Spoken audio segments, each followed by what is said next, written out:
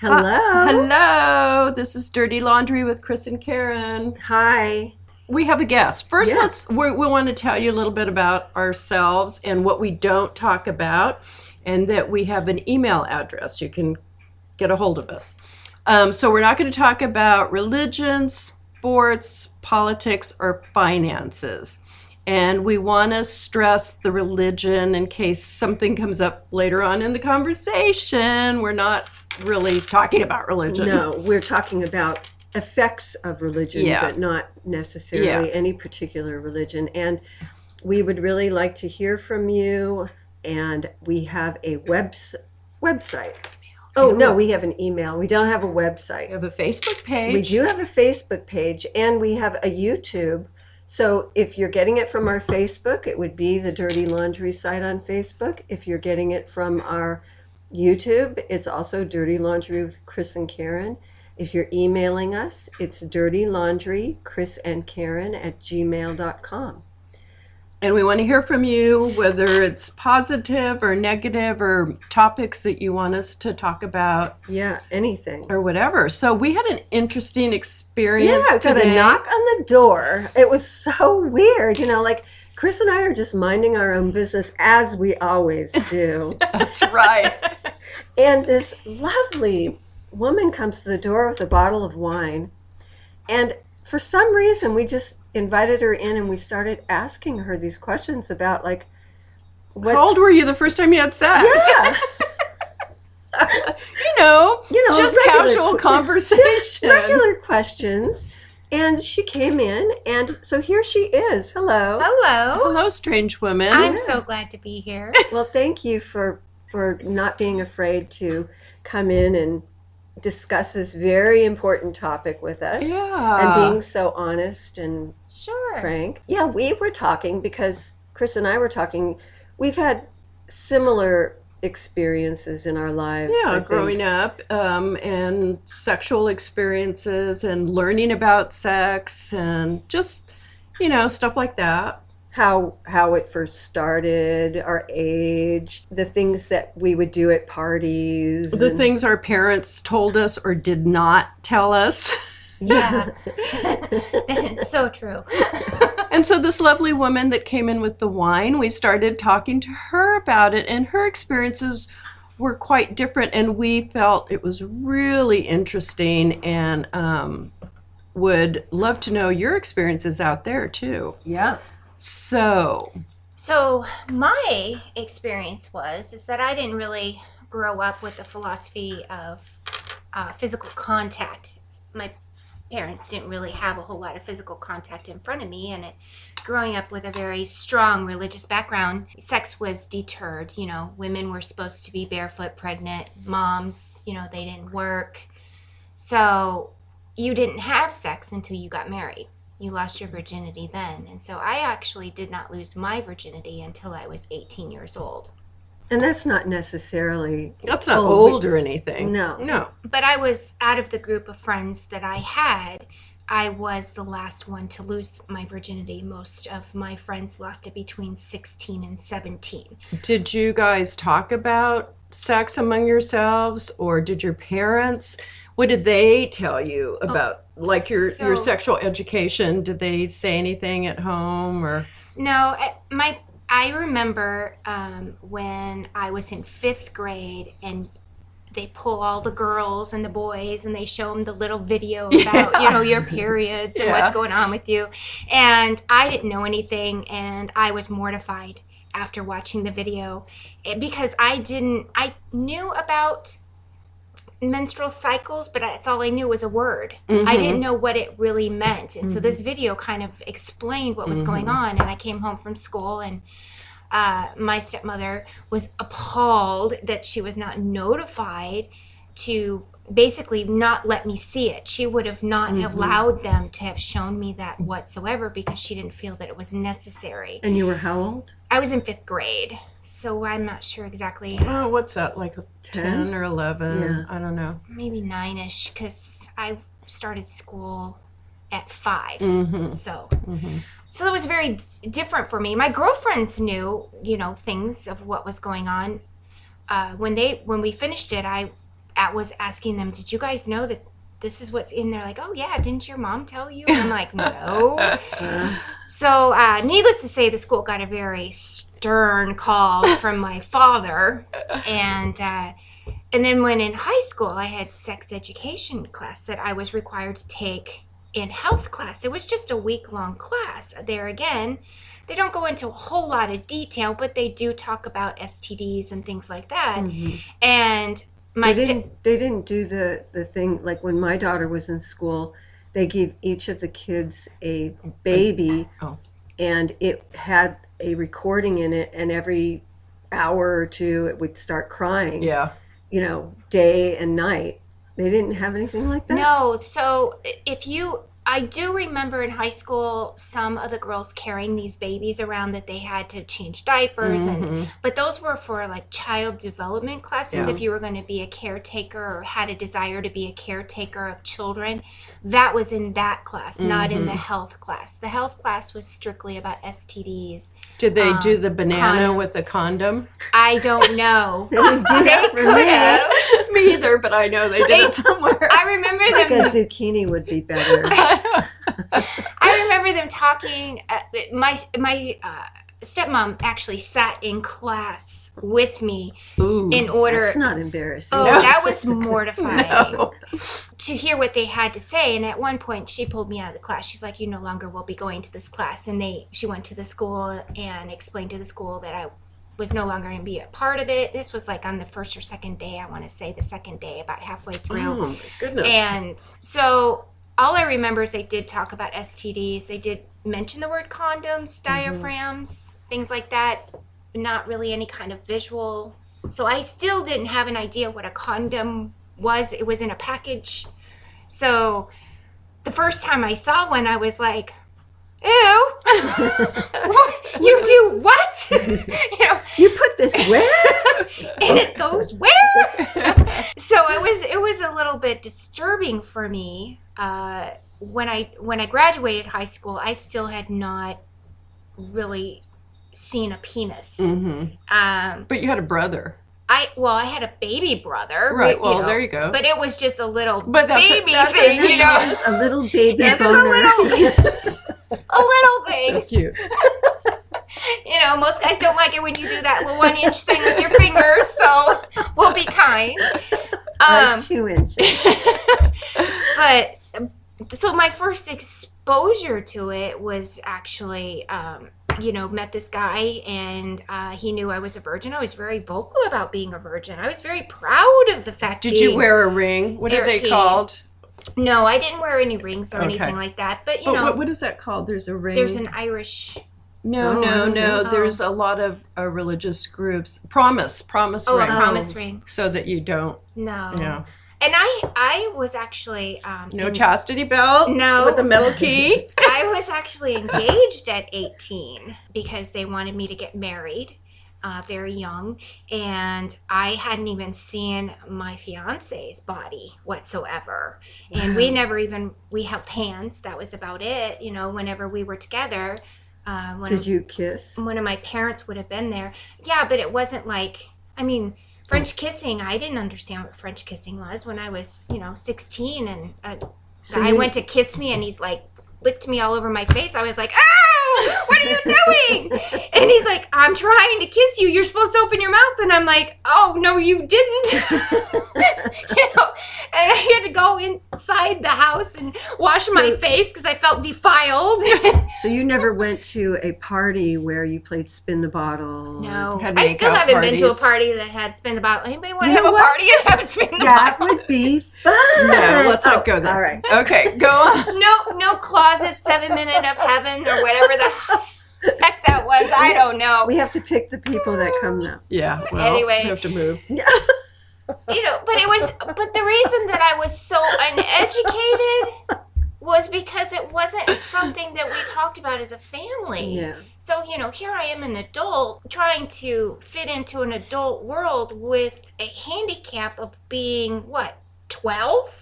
Mm-hmm. As far as 12, 13 compared to, the people I was hanging out with, which were in their 20s. Mm-hmm.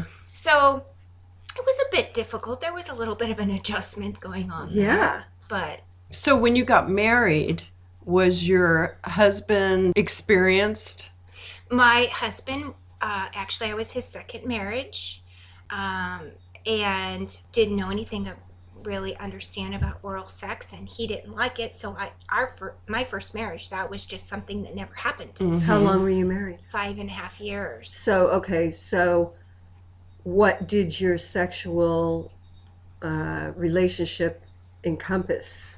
Pretty much just missionary style, you know? You never tried anything else? No. Did you know of anything else? Not really, no, I didn't. I mean, my first exposure to a porno was my first marriage, and I was like almost violently ill. Yeah. Because I had no idea that people actually recorded that kind of Yeah. stuff, alone some of the things they were doing in there. And I was kind of like, is this serious? You know, and oh, it's just the movies. And so I thought a lot of it at first was just make believe, you know, like blood in bloody movies is, you know, just Right. an It's art fake. kind of thing. It's fake. Yeah. It And doesn't nobody really could have happen. a penis that big. And they stick it where? Yeah. You know what I'm saying? And it disappears? And it was a little, I mean, I never saw Playboy. I never saw any kind of those magazines before. So my first porno was my first exposure to the X-rated Mhm. area. I mean, didn't read books about it because the only things that I was allowed to read were religious materials, and they Mhm. didn't address it. Even after, okay, so after you were married, did you and your husband, did you discuss sex, or was there the question of, you know, is this, I don't want to say, is this good for you? But, you know, did both of you feel that you had a satisfactory sexual relationship? I would say that we both thought that we did because I did not know what I was supposed to be feeling. Right. Did you ever have an orgasm with him? No, I figured out later, no. I thought moaning and groaning was the orgasm. Right. That's what you were supposed Did to And do. that's- but that's what he you see. orgasmed. Yeah. Yeah. No, he would orgasm. Of Yeah. course, yeah. Yeah, I mean, that That happens and I knew to this day. Yeah. Really? you know, I knew that he was satisfied, but as far as I knew, the only thing I thought an orgasm was moaning and groaning, and Right. that was it. And then when he was done, it was done. That's how they depict it in the movies, too. You know, it's not like I understood about foreplay and touching and investigating, and you know, Mhm. I didn't know my sensitive 7 spots. Yeah. None of that. I mean, So, Yeah. how do you feel, or maybe it did or didn't, did that affect, how do you feel that your sexual relationship with your first husband, how do you feel it affected the rest of your relationship, your everyday relationship with him? Do you feel that your sexual relationship that you had with him affected the rest of your relationship with him? no. Our problem is that I was, because of my religious background, I thought I was supposed to have babies right away, and we were not able to conceive, and I didn't understand why we couldn't conceive. So we both, you know, got checked out. I have some issues, and he had some issues, and those 2 issues caused us not to be able to conceive. And because I found out that I couldn't conceive, it broke something for me, because then I felt like I wasn't a woman. I didn't have a purpose, because my purpose, I thought, was only to have babies and take care of the house. Right. And so I felt very upset about it, and I pushed him, I did push him away. Did he ever say, that's okay, it doesn't matter if we have kids or not, blah, blah, blah? He did, but I wasn't listening. How old were Honestly. you both when? So we got married when I was 19. And how old was he? He was 23. Mm-hmm. You know, and I, like I said, I was his second wife, and his first wife. Basically, their sex life was the same as what we had, so it wasn't any different. Did he come from a religious He background did. as He well? came from this, not the same religious background, but a very restrictive, no sex before marriage kind of philosophy. So we were very similar in that aspect. We actually met in church. in the youth group. So that was, we had that foundation, that spiritual foundation to be the same, even though we were very different in different places in our lives when we got together. It got to a point where, I just couldn't deal with it and I needed to move on. So I moved on. How did it end? There was a situation one night. He called out another woman's name, and I had a hard time with that. I'm sorry. That. This woman that came to the door with a bottle of wine knows that I'm not. It's not a hurtful laugh. I think there are certain women out there that men just really want to get a hold of and just fuck them, to be quite blunt. Yeah. And she happened to be one of those women that more than one guy I knew felt that way about her. And so when he mentioned it in the middle of sex, I was already in a bad place, and it caused me to that was it for me. I was done. Because of my upbringing, I was told that if a man even thinks about another woman, he's already had sex with her, and that's adultery, and you leave them. That's Literally, he's already had sex with her if he thinks about her? Yes, that's the way I was raised. So if he even thinks about her she's naked or having already sex, cheated. they've already cheated. Yeah. And so for me, it was he already cheated. Even though he didn't physically, in my mind he did. Well, I mean, that would that would be difficult. It would, yeah. If I'm making love to somebody and they call me Harry.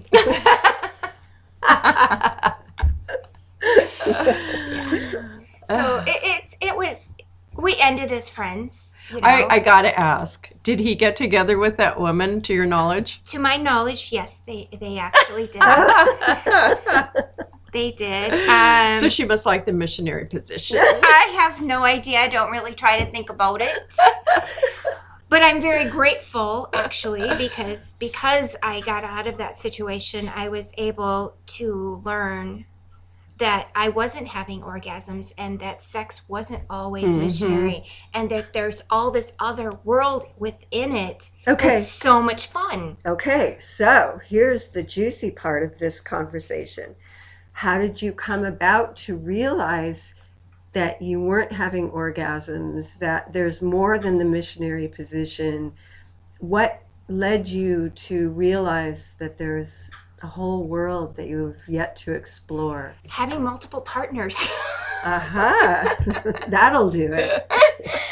I had the good fortune to date different nationalities, and they exposed me to what they liked.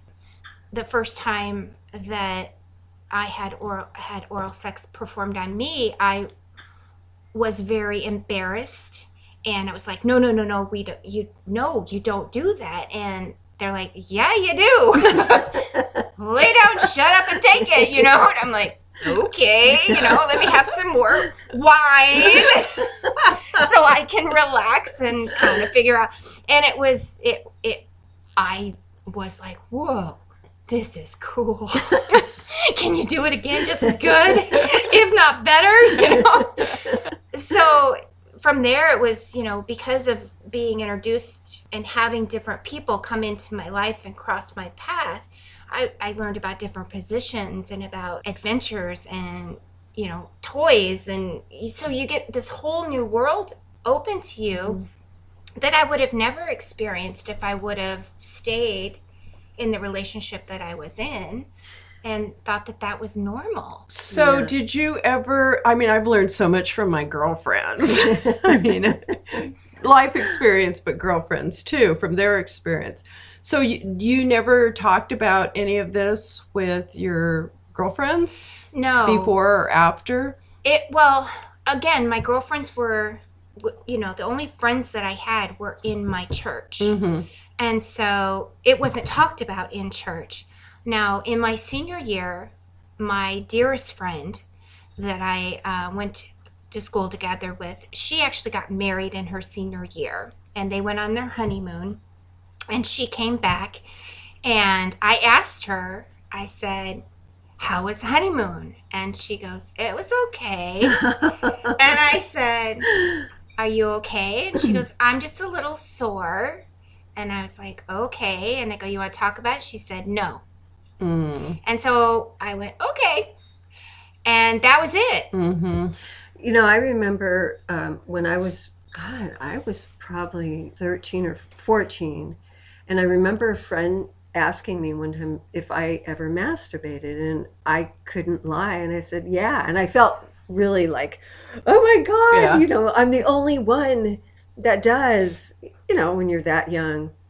And I asked her if she had, and she said no, which made me feel even worse. Like, You freak.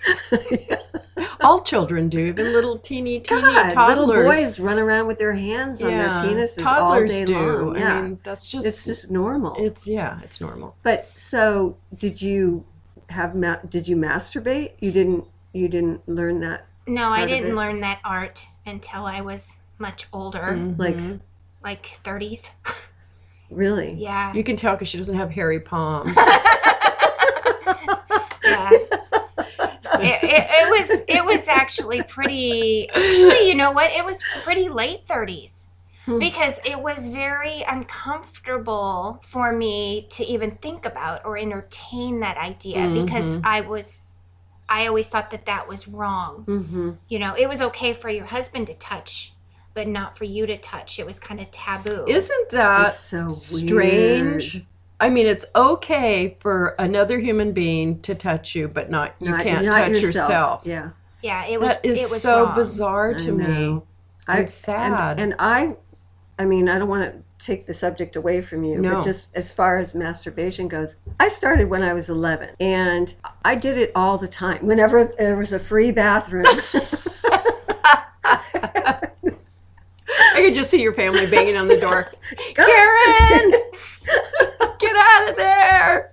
I'm having visions of Christmas Story. Really?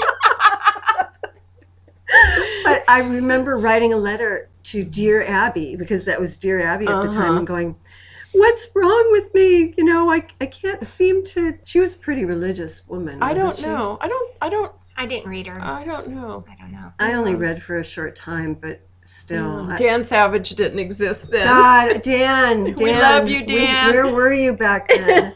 You would have set me straight. I don't even remember my girlfriends talking about masturbation or anything like that.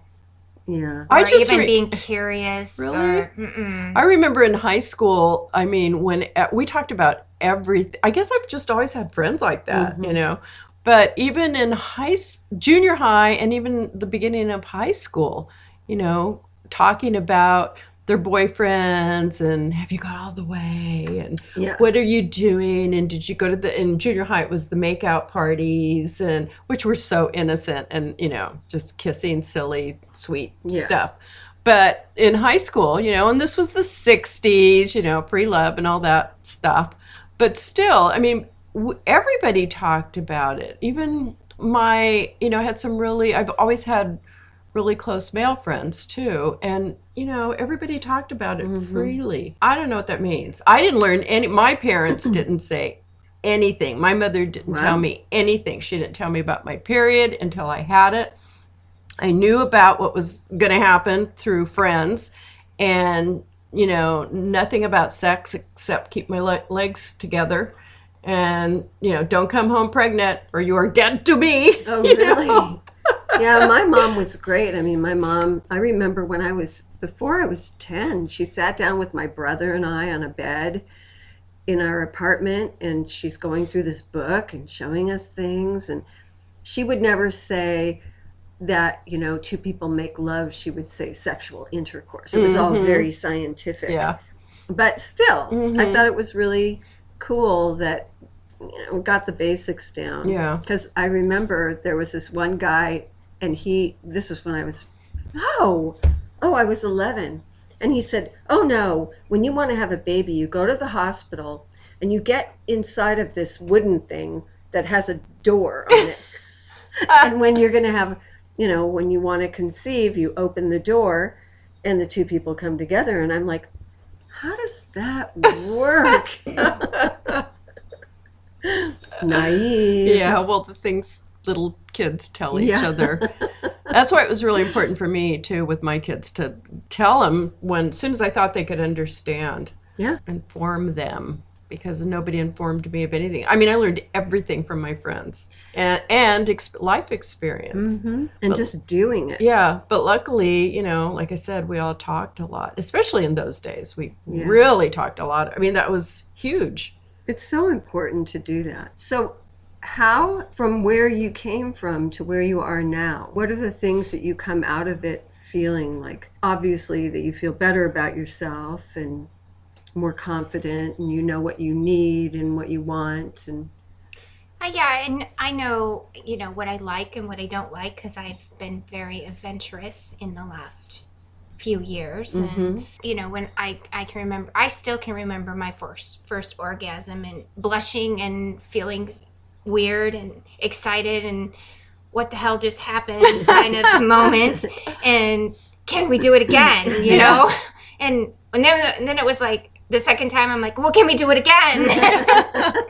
He's like, whoa, baby, back up. He's like, I need 5 minutes to rest. And I'm like, okay. 5 And minutes? I'm looking at my watch going, okay, it's been 5 minutes. Can we start again? And it was insatiable. I couldn't get enough. And that's what happens.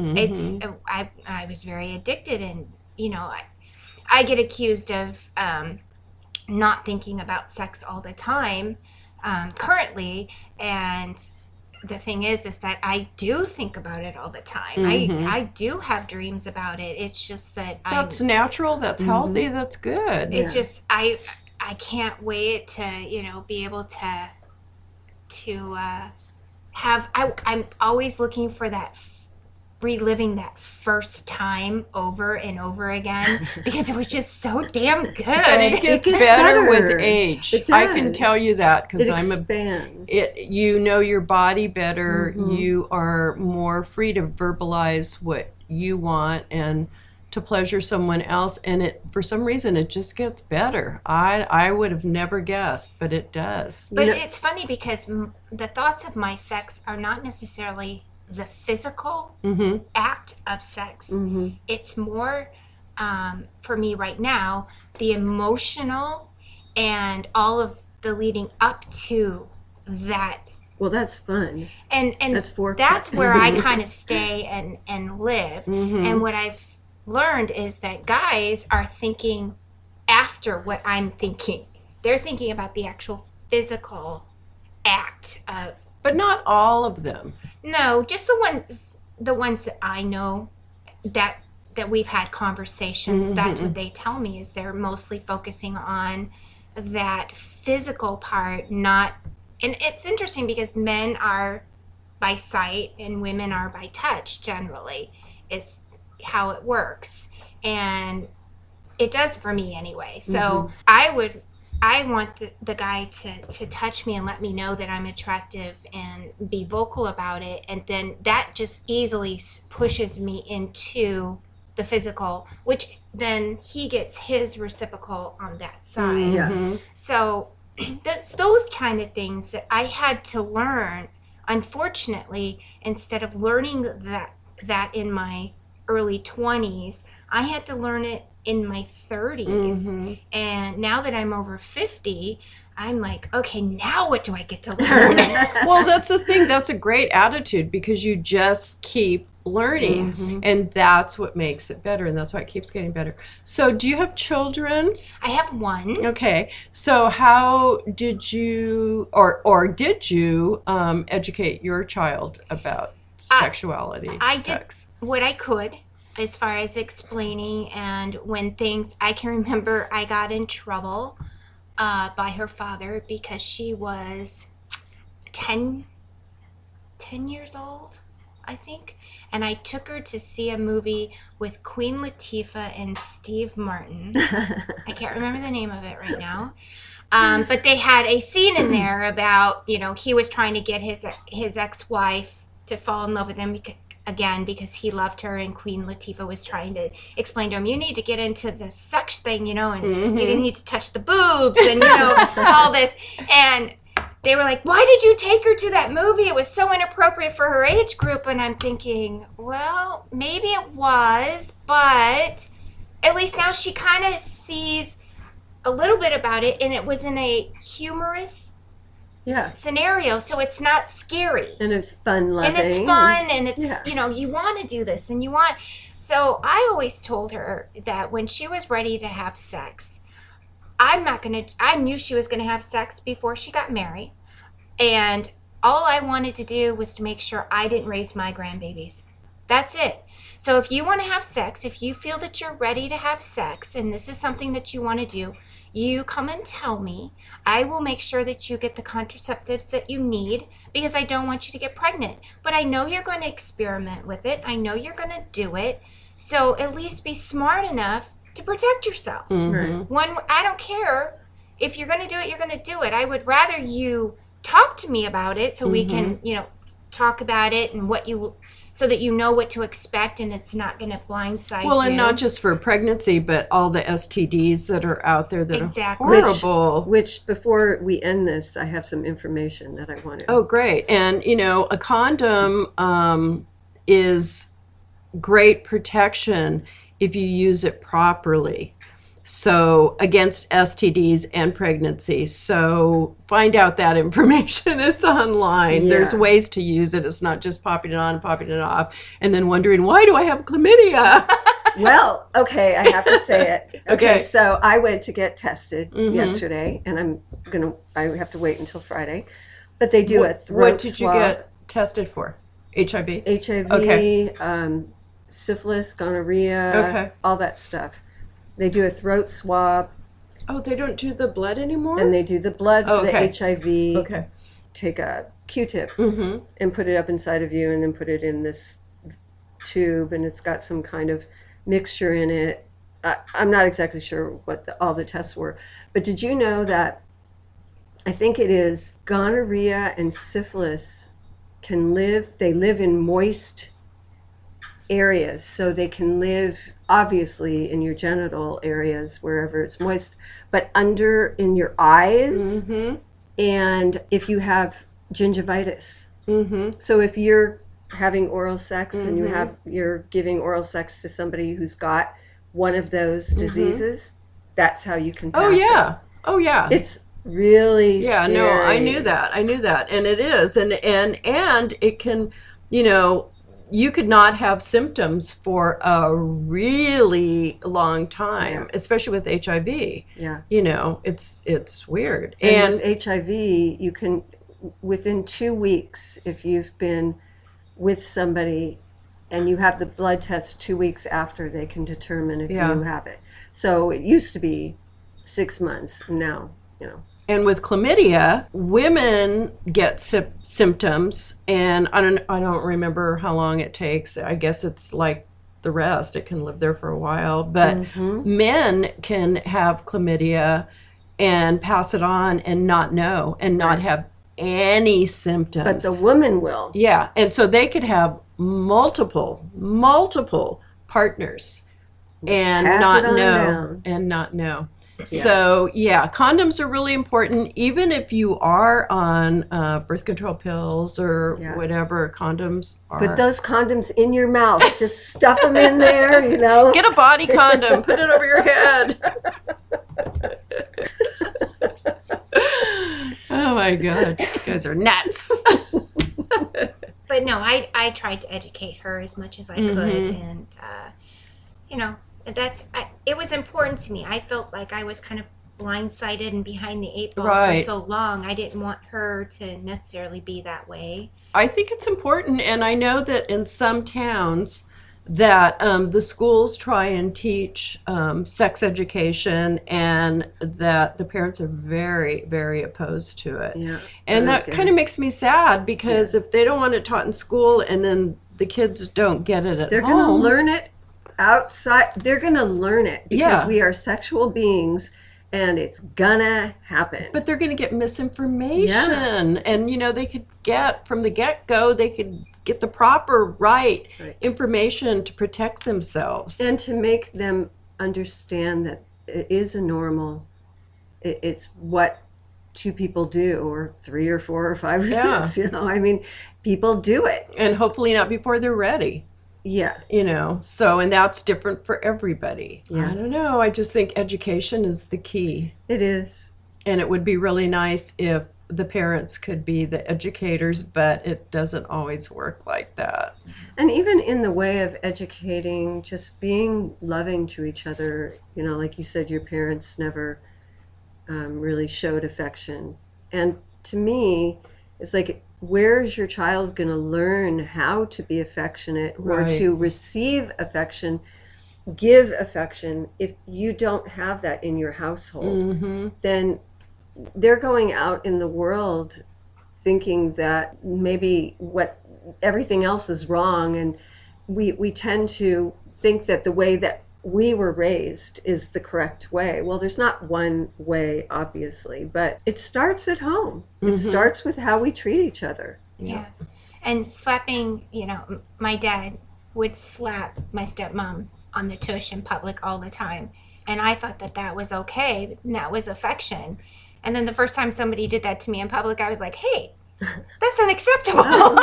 So you didn't think it was? I did not. I mean, I thought for them it was, and I thought that's the way I was supposed to be treated when the time came. But when it actually happened to me, I was embarrassed. And it wasn't because it was out of, you know, love. It was more of a stating his claim in a group of people. That's the difference. Yeah. And I was very appalled by that, as well as embarrassed. Yeah. And then I realized that every time I remember my dad doing that, it was in public. Oh. And I thought, oh, that's just wrong. You know, This is my woman. and Yeah. I'm going to do what I feel like doing. Yeah. and she'll take it.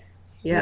And that's not the way well, at least for me, that's not the way I want to be treated. Yeah. I want to be treated differently That's than a that. whole different What? You don't show. want to walk around with a leash around your neck, Right. having your man? My man. Walk you- I hate when women say that. Have My you ever man. heard women say that? Yes. Me and my man. It's like, really? Or a man saying, this is my woman. Yeah. Or a wife. Oh, So no, the you know what wife. I used to hate? What I used to hate is my old lady. Oh, yes, that one too. Or the hippies Yeah. and the bikers used to Yeah. say that, and I'd say, I'm not your old lady, and I'm nobody's old I'm lady. 27 What was years that? old. No, I was like 18. Oh, the other was one like, was the give ball me a and chain. break. Do you remember the ball and chain? Oh, man, nobody had better ever say that. So to here I me. am. I'm thinking of this They would woman have been roadkill. with a ball and chain around her leg, a leash around her neck, and an apron carrying an apple pie. Really. That. And a kid in the other And a arm. kid. Oh yeah, And maybe one the in other- her belly. There you go, barefoot. Barefoot. Washing clothes. Yeah. Sounds like fun. And making $2 an hour less than the man. Oh, At they least. don't work. They stay at Oh, home. okay, they and, don't work and ever. raise Right. the kids and Okay. yeah. All Anyway. right. All right, so we all know where we stand on Yes. that one. We hope you enjoyed that. So it looks like, I don't know, do we have anything else that... Did that- anybody have any pet peeves that they wanted to Had discuss? one. Oh, I have a good Oh, one. you scared me. More wine. I thought about it the other day. So you ever pull up to the drive-through bank and there's a car next to you and they don't turn off their motor and their muffler is coming the straight at fumes? you? Yeah. Why can't you turn off your fucking car? I say take an advantage of that and get high. What kind of high are we I talking don't know. about? Don't people snort gas fumes? I'm kidding. Yeah. Kidding. Don't try this at Yeah, home. don't try this at home. No, that's rude. Yeah, it's That's really rude. Very rude. Especially when you can see that your car does that, Mhm. or you Yeah. know that it smells like that. Yeah. Yeah. And there's somebody, pay attention to your surroundings. And when you pull in, even if you're forward, if your car is running, first of all, I know it's the thing to do in Oregon is keep your car running for some, Yeah, but you're polluting. You're You're wasting gas. and you're And the person next to you is getting high. yeah, or sick or something. And isn't it zero drug tolerance? yeah, Not in Oregon. it's 100% drug tolerance. That's my pet peeve. So we hope you enjoyed this. Again, this is Dirty Laundry with Chris and Karen and the lovely wine lady. Yes, thank you for stopping over. The Oh, wine is yeah. great, by the Oh, way. excellent. Thank you. Really, really Excellent. Well, we'll have to do it again. sometime. Yes. Yeah, I love that you were so open Oh, me and too. willing to talk about a subject that is not necessarily It's difficult, easy. sometimes uncomfortable. Yeah. But that's what we're about here at Dirty Laundry. Yeah, is we want to make you feel uncomfortable. no, we want to just push the limits for us Yeah. and for everybody. It's how we learn, is talking about things that make us uncomfortable. And right now on the planet, we need to talk. We need to have open dialogue and open conversation about things that make us uncomfortable, Yeah. not just sex.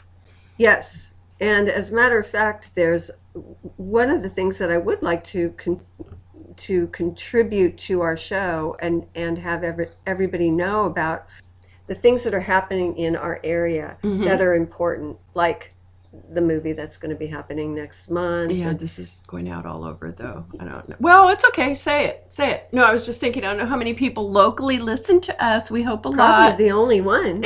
Okay. What? They don't hear us in Europe? And in Uruguay? Not yet, maybe. Well, you can get this movie, I'm sure, but it's called The C Word, and it's coming out to City Lights Cinema on January 26th. There's going to be 2 showings, and the C word is not what you think. It is cancer. I think I was the only one that thought it was. No, there's a lot of Oh, good. What C word? See you. Okay. No. C-A. It's about cancer, and it was done by a woman who had cancer, and she also included this doctor from France, good-looking guy who had brain cancer, and he went around the world talking about how important eating correctly is, not having processed foods, how it can literally reverse your cancer and give you great odds for never getting cancer. And as well, your exercise, your way of thinking, all of that. At City Lights, there are going to be 2 showings, and at least one of those shows, we're going to have different hors d'oeuvres and finger foods. Organic foods and Organic foods. healthy foods that fight cancer. Yes, and we'll have recipes, and there will be information about different support groups, cancer support groups, and anything else that we can come up with between now and then. And if you don't live in this area, the name of the film, Is called The C Word. and you can probably either find it online or ask your local theater to look for it and play it for you. It is a documentary, very important, and we'd like to get as many people there as possible. Yay! So you can email us at dirtylaundry, Chris and Karen at gmail.com about anything you might want to say, or questions or thoughts. anything. Or Anything. just send us love. Send us lots of love and an orgasm. I'd be good. open to that. Later. Thank you. Bye. Bye.